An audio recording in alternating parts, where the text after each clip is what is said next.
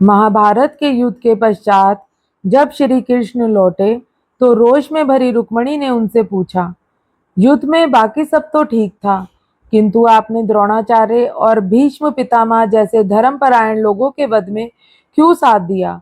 श्री कृष्ण ने उत्तर दिया, यह सही है कि उन दोनों ने जीवन भर धर्म का पालन किया, किंतु उनके किए एक पाप ने उनके सारे पुण्यों को नष्ट कर दिया। वो कौन से पाप थे? रुक्मणी ने पूछा।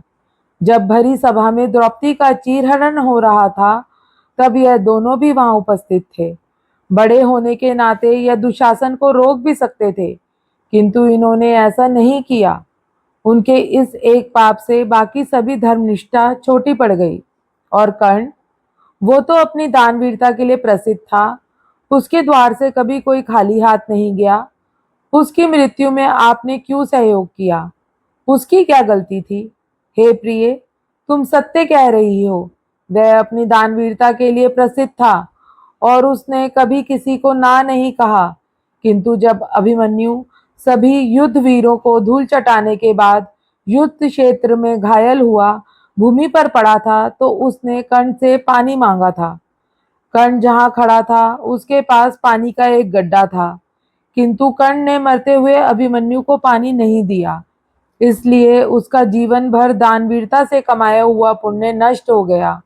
बाद में उसी गड्ढे में उसके रथ का पहिया फंस गया और वो मारा गया। हे रुक्मणी, अक्सर ऐसा होता है जब मनुष्य के आसपास कुछ गलत हो रहा होता है और वह ये सोचकर कुछ नहीं करते कि यह हमारा विषय नहीं है।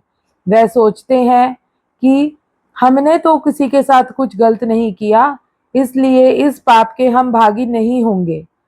अगर वह मदद करने की स्थिति में नहीं है तो यह सत्य तो बोल सकते हैं ना कि वह कुछ नहीं कर सकते, वह मदद करने की स्थिति में नहीं है, परंतु वह ऐसा भी नहीं करते। ऐसा ना करने से वह भी उस पाप में उतने ही हिस्सेदार हो जाते हैं जितना पाप करने वाला होता है। जीवन में केवल पुण्य कर्म करना ही पर्याप्त नहीं है।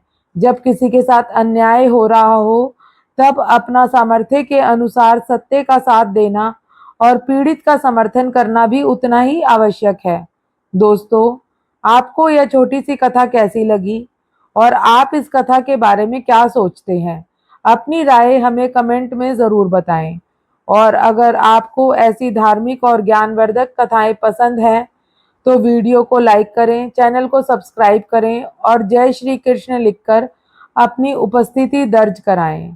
धन्यवाद।